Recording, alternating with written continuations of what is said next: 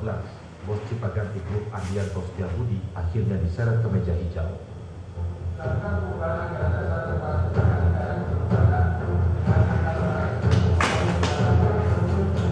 Pria ini mulai menjalani persidangan beserta istrinya Yulinda Cendrawati Setiawan, kakak kandungnya Julia Sri Rezeki, dan seorang petinggi Cipaganti lainnya, Cece Kadarisma.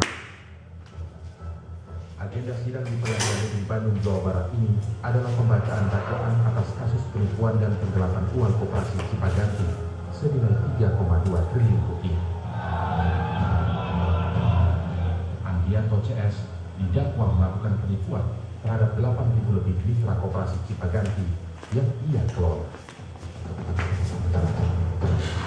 Kasus ini bermula dari mandeknya bunga investasi yang harus dibayar koperasi Cipaganti Karya Guna Persada kepada para mitra sejak bulan Maret 2014 lalu. Salah satu korban koperasi Cipaganti ialah Neneng Vivi. Wanita karir yang bekerja di bidang manufaktur ini hanya mencicipi imbal hasil investasi selama 2 tahun sebelum akhirnya koperasi Cipaganti bermasalah. Sebetulnya saya sudah lama dengan Cipaganti, namanya kan cukup dikenal di Bandung. Dia punya perusahaan rental Paluta di Bandung, transportasi juga, malah kan jaringannya sampai luar Jawa. Saya juga berpapan menggunakan jasa Cipaganti. Kemudian saya melihat brosur Cipaganti ini pada saat acara Aspekor. Kebetulan marketingnya itu menawarkan brosur ini. Dan saya lihat di sini, saya melihat proyeksi pengembangan usaha kerjasama kemitraan itu adalah dalam bisnis yang real. Bisnis transportasi, tidak ada yang lain. Selain nama besar Cipaganti, bunga investasi yang ditawarkan koperasi pun tergolong realistis, sehingga Neneng tertarik menanamkan uangnya secara periodik hingga mencapai 900 juta rupiah. Setiap bulannya, wanita berusia 41 tahun ini mendapat imbal hasil hampir 5 juta rupiah selama 2 tahun menjadi mitra usaha koperasi Cipaganti. Namun pada bulan Mei 2014 ketika ibu 2 orang anak ini hendak mencairkan uangnya melalui biliet giro di bank, ternyata ditolak. Jadi saya lihat sekarang, saya merasa mungkin saya atau mewakili sebagian banyak mitra, kita merasa ditipu. Karena pada awalnya dijanjikan itu adalah bisnis transportasi, hitung-hitungannya ini, tidak ada yang lain-lain. Pada saat di laksanakan pun tidak ada. Kalaupun terjadi klausul bahwa akan ada masalah, ada krisis finansial, semuanya akan dikembalikan modal 100%. Kondisi serupa juga dialami oleh korban koperasi yang lain bernama Muhammad Fahedi. Pensiunan berusia 65 tahun ini tidak bisa mencairkan dananya pada saat pembagian imbal hasil investasi. Nah, mulainya gini, saya kan dapat DG, giro biliet ya. Itu pada waktu di penghabisan dia pakai DG semua di Bank Bukopin. Semua pada waktu mau dicairkan tidak ada dananya, oleh bank ditutup. Nah, kami beramai-ramai menghubungi dia di Cipaganti 82 waktu itu, minta pertanggungjawaban gitu. Lantaran mandeknya pembayaran pada 30 April 2014, mitra koperasi Cipaganti membuat satu kesepakatan dengan Andianto Setiabudi selaku Dewan Pengawas Koperasi. Sambil menunggu pemulihan bisnis, koperasi Cipaganti memberikan 30% bagi hasil dari kontrak investasi kepada mitra.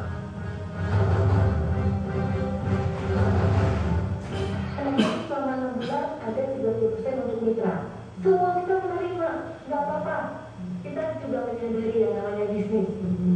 Nah, yang 30% cuma sayang 30% ini kan Pak dari tanggal 1 sampai tanggal 30. Itu tiap hari ada penyetorannya, periodik. Nah, yang 30% itu sayangnya hanya bisa dinikmati sampai tanggal 4. Pembagian 30% bagi hasil tidak berlangsung lama. Tanggal 19 Mei 2014, Koperasi Cipaganti dibekukan dan berstatus penangguhan kewajiban pembayaran utang atau PKPU. Pembekuan ini membuat pihak Cipaganti tidak lagi memiliki kewajiban membayar imbal hasil per bulan. Berarti konkretnya itu adalah bagian skenario seorang debitur menyelamatkan kewajibannya dari kreditur secara legal. Gitu. Jadi saya jangan jangan PKPU. Tetapi ternyata di kemudian hari saya melihat sebenarnya PKPU ini adalah skenario dari pihak sana supaya tidak PKPU saja.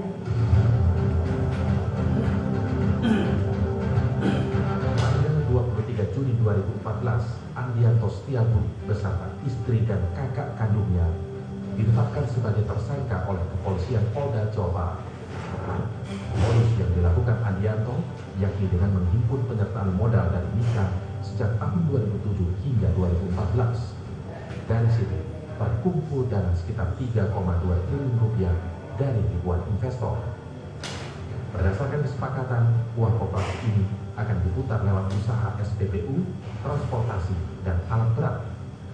Anehnya, selain menyalurkan dana ke sejumlah unit usaha di kelompok perusahaan Cipaganti, polisi juga mendapati dana investor disetorkan ke rekening pribadi Andianto Setiabudi.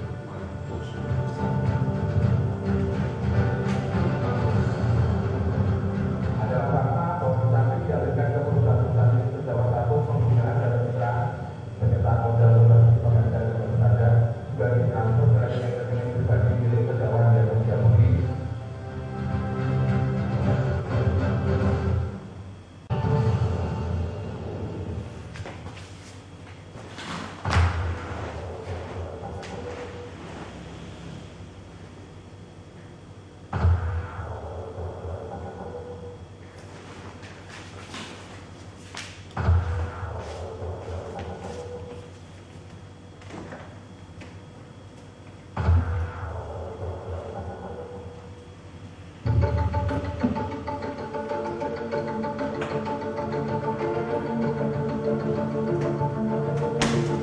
Andianto Setiabudi merupakan sosok yang punya nama di Bandung, Jawa Barat. Pria kelahiran Banjarmasin, Kalimantan Selatan 52 tahun lalu dikenal sebagai pengusaha gigi. Ia pun sukses naik kelas dari yang awalnya seorang pedagang emperan, kemudian bermetamorfosis menjadi pengusaha yang memiliki kerajaan bisnis transportasi terbesar di Bandung.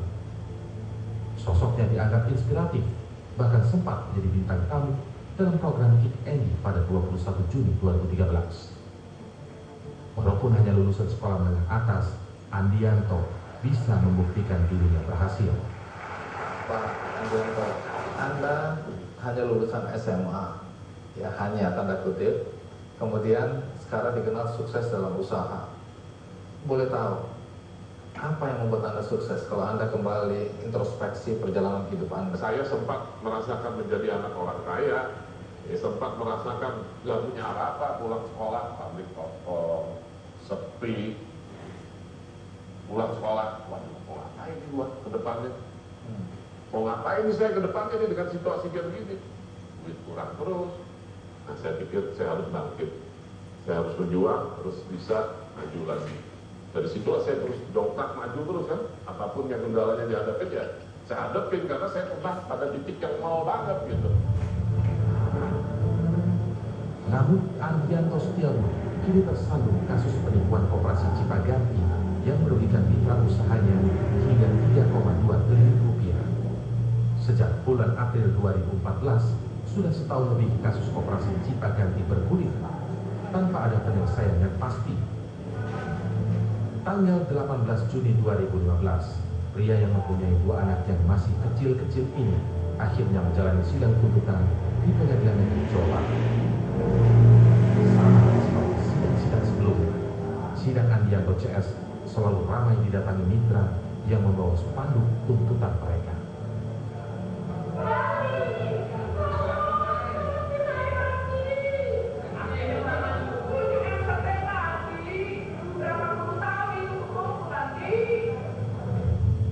Menurut feeling saya setelah mengalami semua ini dari setahun setengah tidak ada kesimpulan, Saya rencana mengajak tim-tim yang ini, yang korban ini.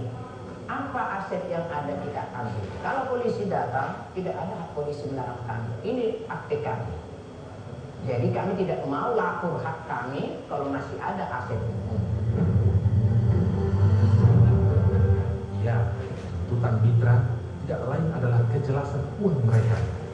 Uang investasi yang nilainya berkisar dari 100 juta hingga 11 miliar yang ditanam oleh ribuan investor kini masih tidak jelas nasibnya. Berdasarkan fakta yang didapat jaksa, bos Cipaganti ini terbukti melanggar undang-undang perbankan, menghimpun dana dari masyarakat dalam bentuk simpanan tanpa izin usaha dari Bank Indonesia. Ia juga dianggap terbukti melakukan penipuan. Bahkan uang milik investor terbukti masuk ke rekening pribadi Andianto Setiabudi. Adalah fakta bahwa kami dialihkan ke perusahaan-perusahaan milik terdakwa satu pembinaan dan mitra penyertaan modal operasi penggantian dan saja juga ditransfer ke rekening pribadi milik terdakwa Andianto Setiabudi sebesar 17.066 juta rupiah. Terdakwa Yunida Setiawan dibangun divisi NCC sebesar 1.175 juta rupiah dan 3.878 juta rupiah. Akibat perbuatannya, Andianto dan kroni-kroninya dituntut 20 tahun penjara dan denda masing-masing 200 miliar rupiah.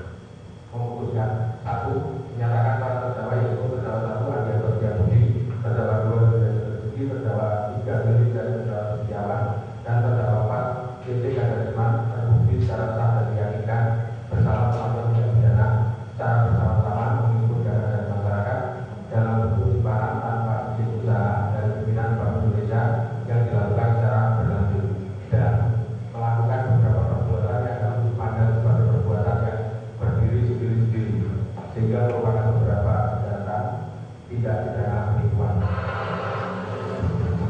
Andianto Setiabudi memang masih harus menunggu vonis pengadilan terhadap dirinya. Namun kemarahan mitra yang selalu hadir dalam persidangan bisa jadi vonis tersendiri bagi dirinya dan keluarga. Setidaknya sebagai pengingat untuk tidak bermain-main dengan uang yang bukan milik mereka. Inilah hukum Indonesia. Hukum beruang, hukum modus, hukum mafia. Kenapa? Tidak boleh bicara. Tenang, Bu. Tenang, Bu. Ya, kenapa? Tidak boleh bicara. Kita bukan orang bodoh. Kita dimakan kok dagingnya. Kita bukan orang bodoh. Kalian di situ pegang senjata. Ayo, Hah? Dasar memang. Kami sudah kita. Kita tutup. Dia ingat itu si Karna akan menyakiti benar.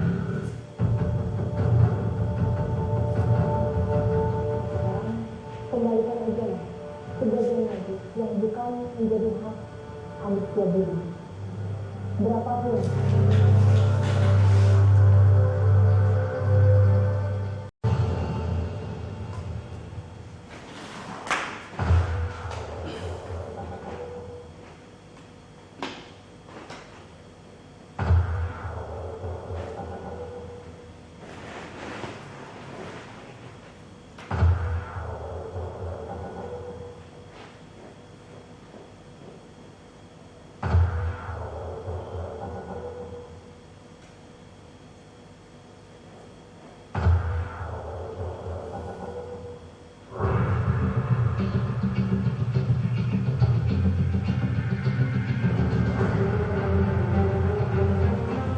Koperasi Cipaganti Karya Guna Persada berdiri sejak tahun 2002 dengan kantor pusat di Jalan Gatot Subroto, Bandung, Jawa Barat.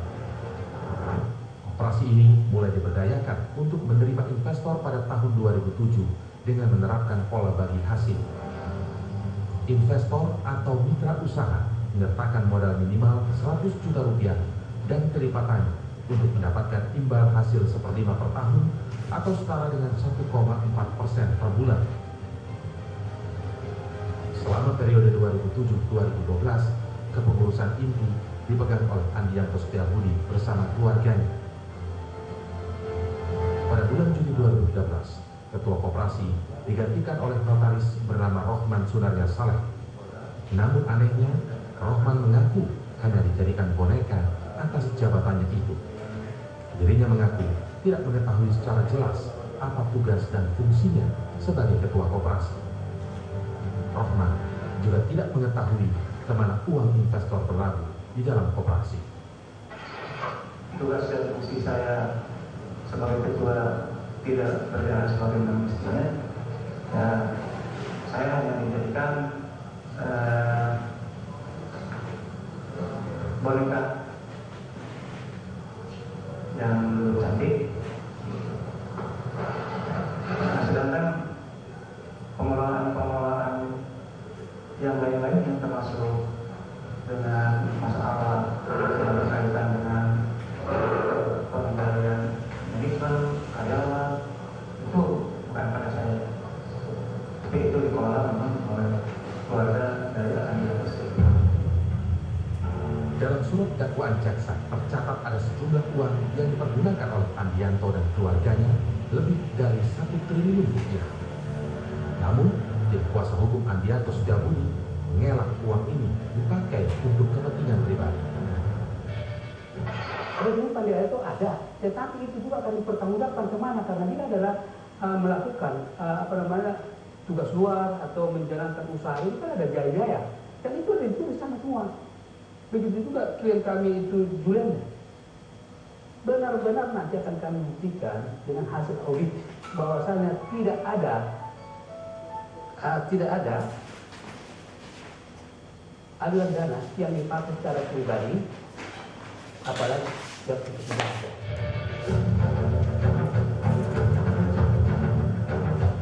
Sampai saat ini, semua mitra usaha koperasi Cipaganti masih menanti bagaimana penyelesaian kasus yang sudah berjalan lebih dari setahun ini. Kalau mitra inginnya uangnya kembali. Nah, kalau dapat sih 100%, tapi memang tidak segampang itu. Kayak si mitra boleh aja ya kami. Kalau kita lihat perjalanannya kan sulit juga. Kalau menurut hitungan saya 50% udah bagus. Kalau saya lihat kondisi aset sekarang, 50% udah bagus. Ya sebenarnya kalau saya diminta ketemu berkesempatan tadi dengan ketemu Pak Andi, saya mungkin akan bicara ya realistis kan, bahwa sebagian uang yang tidak pernah mengerti itu pasti kembali kepada mitra.